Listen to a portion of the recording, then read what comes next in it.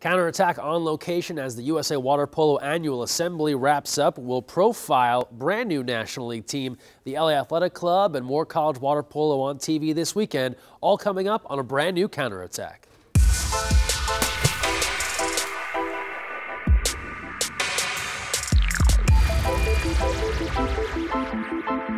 Hi everyone, Greg Mescall here, joining you from the Hotel Irvine in Irvine, California for the USA Water Polo Assembly. A lot going on at the Assembly, some governance rules taking place for USA Water Polo, some guest speakers. Let's get you caught up with a recap of the event. Delegates, chairs, guests, board members, staff, welcome to the General Assembly. My name is Mike Graff and I'm the chairman of your board, and honored to be doing that. I look forward to talking with you over the next 12 hours or so and catching up and sharing ideas and getting your input. Our finances are sound. Continued growth, balanced budgets, no debt, and now we have reserves. But we can do better, and we must do better. Better serving our members and our club's needs. More competition, more coach and referee development. Getting the men as well as the women on top of the podium. Generating more resources to fund our programs and start new ones. Building an enduring institution that will go from strength to strength. Thank you very much for the opportunity to serve our sport, and I'd like to introduce Chris to take us through his presentation. Let's get started with our program. So Mike simplified it effectively. We want to grow our sport, and we want to win medals in competition. I call that great national teams. You don't win every time, but you try to create sustained excellence in your national team programs. I think we want to have high performance resources and opportunity. I think as our sport grows, one of the things that we're seeing is more and more people want access to the best possible skill level, technique, etc. And we know that clubs are a key to that. And we want to make sure clubs have the resources and club coaches have the resources that you need, that officials have the resources that you need. So we've expanded our high performance approach to try to meet that need. I want also to thank everyone for your support, what you did for men's team in the last few years. You know, we had also the really remarkable experience when we was also in the Houston before the Olympic Games. Last summer, it was more than welcome, you know, and we were lucky to be here, to be there, you know. And I also want to thank USA office and everyone for supporting me and in my program, and our program, you know, for giving me the chance to continue my work in our work in the next 4 years.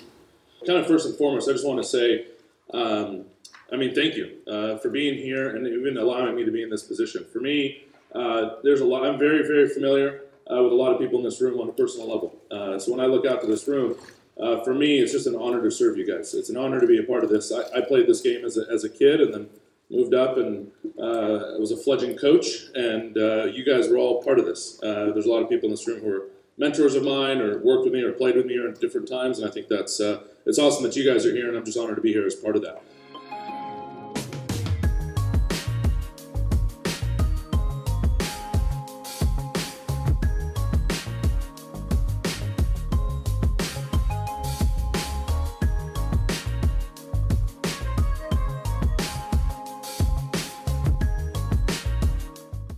Also coming up this week, more ODP National Championship action. We told you about the boys' results last week. This coming week, it's the girls' National Championship right back in the Tri-Valley area. We'll have highlights of all the action next week on the Counterattack. In the meantime, let's look back to the boys' event and the experience had by some of those that attended.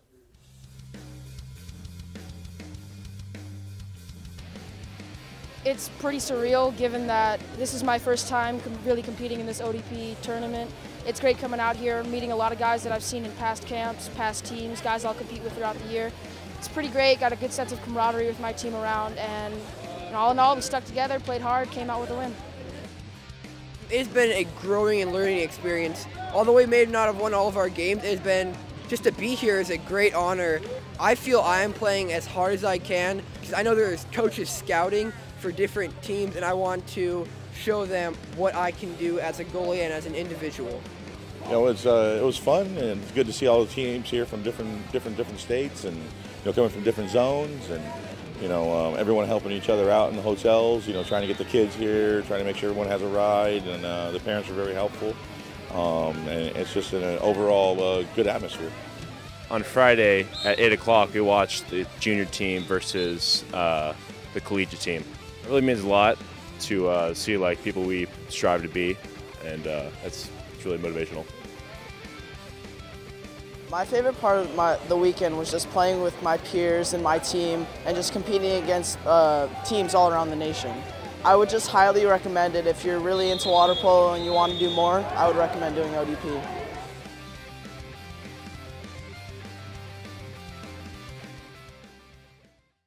Now we turn our attention to the USA Water Polo National League. Week 1 is already in the books. We had highlights last week. Week 2 is coming up this weekend at the William Willett Aquatic Center in Irvine, California. Full schedule available at usawaterpolo.org. And you can take a look here at the teams coming up that will be playing in Irvine this Saturday and Sunday. Keep in mind, admission is free.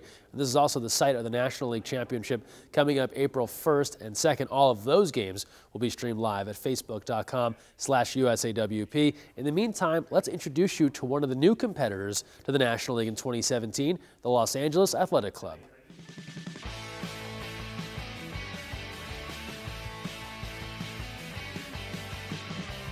We founded this club with the vision of growing the sport everywhere, not necessarily just in LA, but to help improve the sport across the globe, right? And to really be an elite organization in the world, not just the U.S., but in the world. We wanted two things: great person, good player. We talked to a number of different people, and we looked at some really high caliber athletes that are out there. About a year and a couple months, we identified Garrett Danner, and Danner being not only a Catino Award winner, but the captain of UCLA and a national championship team 2 years in a row, was somebody we felt that would be an essential building block of this program. And those types of people that are really amazing people, but also great athletes, tend to attract people that are very similar to themselves.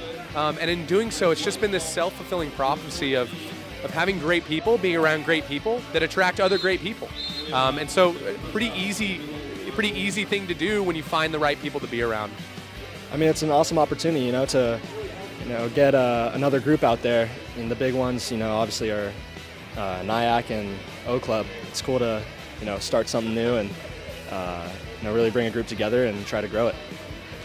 Like I said, we want to grow. We want to have another competing team out there, and we want to obviously be one of the top clubs that are here. And that's what we're looking at doing. We have a great squad and great group that we brought together, and obviously it's our first year, and we're looking forward to continuing to grow. We ran an amazing tournament in the Bob Neely Memorial Cup in December, which ended up being the largest club-hosted men's event in the country. And we were able to donate a ton of money to cancer in memory of Bob, who was actually my first coach. We even held a tryout for an 18 and under group, right? And in this initiative to grow the sport, there are a lot of 18 and unders that are out here, but you know what? These aren't the only 18 and unders that can play the game. And we gave an opportunity to whatever 18 under wanted to come out and train and try out.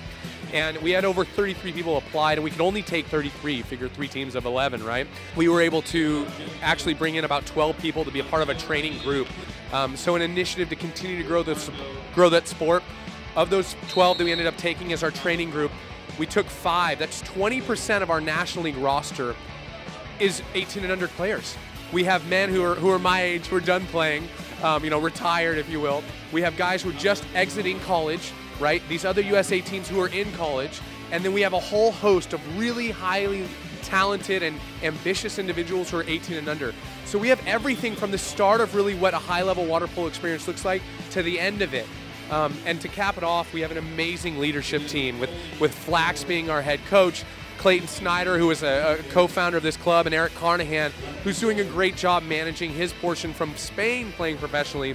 So we have guys from retired to head coaches, top tier, elite level coaches, professional athletes, and then our team and 18 and unders. Could not be more excited about the growth and what this club is bringing to the sport, and really we're just beginning. There's always going to be a rivalry between Olympic Club, NIAC, and now LA Athletic Club.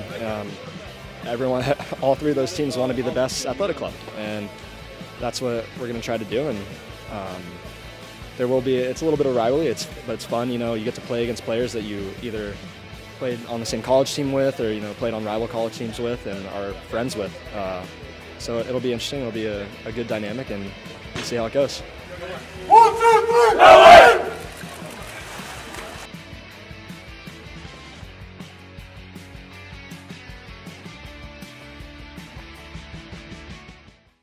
Now we go to Santa Ynez, California, where Olympic gold medalist and area native Cammie Craig was on hand to welcome the pools from the USA Swimming Olympic Trials. These pools are used as a temporary setup and then distributed to a community somewhere in the U.S. On the heels of the 2016 trials last year in Omaha, Santa Ynez, the beneficiary of these pools, and Cammie was on hand to welcome them to her home area, more via KEYT.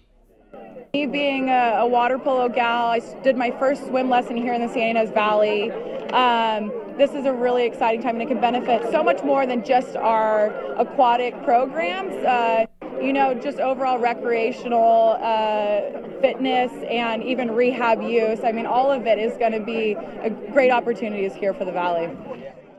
And now we go south to Los Angeles in the LA Sports Awards, where 2 water polo people were honored. First up, Adam Krikorian, Olympic team head coach in women's water polo, recognized with the first ever Extraordinary Achievement in Olympic Sport honor from the LA Sports Awards. And then USA Water Polo Hall of Famer Peter Uberoth, recognized with a Lifetime Achievement Award, a great night for the game of water polo.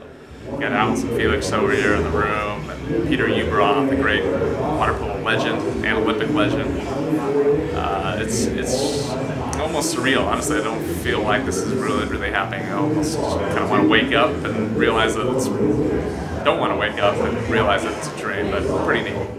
Now we turn to college water polo in the women's game, which is in full swing, and we start things off with the best goal we saw on the internet this past week. Check out this goal from Pacific Women's Water Polo. And by now, you've seen this goal everywhere. The helicopter goal seems to be picking up steam over the last couple of years. It's not necessarily a new shot, but Kyra Christmas of the Pacific Tigers gives her take on it. An early nomination for Goal of the Year. Fantastic stuff. This taking place at the University of Michigan in competition over the last couple of weeks. And from there, we go to our college scoreboard. USC 1 win away from the all-time record for consecutive victories. They got one step closer, defeating Cal State Bakersfield 14-3.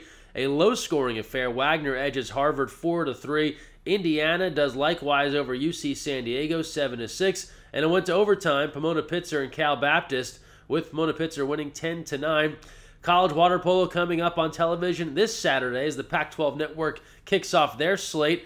Harvard visiting Cal as the Bears welcome the Crimson, 5:30 p.m. Eastern, 2:30 p.m. Pacific. You can catch that on the Pac-12 Network. And now we'll close out our show the way we do every week with our social media send-off, the best of what we have found on the internet from you, the water polo fan. Don't forget to get involved, use the hashtag counterattack, and tag us at USAWP so we can share some of your great videos. Keep in mind, someone tagged us for that helicopter goal. That's how we saw it. Let's get into it. And we begin with this being the month of March, Women's History Month. LA84 Foundation getting in on the mix with this great throwback shot. That's a young Brenda Villa and a young Janet Evans celebrating at an event some years ago at the LA84 Foundation. Great stuff there. On to Flop Friday, which has come back with a vengeance. Lady Eagles Water Polo with this Flop Friday. Keep an eye on the 5th person in. That's the first real flopper here. We had about 4 dives. Then we get a flop, 5th person in. Thanks, Lady Eagles Water Polo. From there, we go to Pennsylvania and the Washington and Jefferson women's water polo team with their take on Flop Friday, submitted by their coach, Cassie Wyckoff. Here's a new take on Flop Friday. Troy United women's water polo breaking out the inner tubes. Now this, you might say, goes against all of Flop Friday because how painful could a belly flop be with an inner tube on? Probably not that bad, but we like the creativity. Well done there, Troy United. And then last but not least, not Flop Friday, although we would love to see these guys take part, Washington State football. The Cougars showed us their water polo skills last year. They were back at it again, and somehow I think they've gotten worse at water polo. Lots of rules violations going on here. Guys are jumping off the bottom. We got 2 hands. We got things that are well beyond an exclusion, but a lot of fun being had here by the Cougar football team. We appreciate their passion for the game of water polo and hope to see them back at it next year, perhaps with their very own Flop Friday. They're just going to need some deeper water. So there it is, the best of what we saw this week on the internet. Thanks for contributing to the social media send-off. That's going to put a wrap on this episode of The Counterattack from right here in Irvine, California. Thanks for watching, and don't forget, when you're on The Counterattack, look weak side.